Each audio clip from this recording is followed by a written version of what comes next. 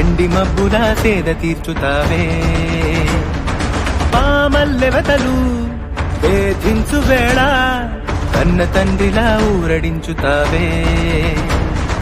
రాలేకపోతే నువ్వే చేరుతావే మాలోని బాధ నువ్వే తీర్చుతావే దేవాని చెంతకునే చేరగా దీవించరావా స్వామి నీ ముంగిట నా సర్వము అర్పించనీవా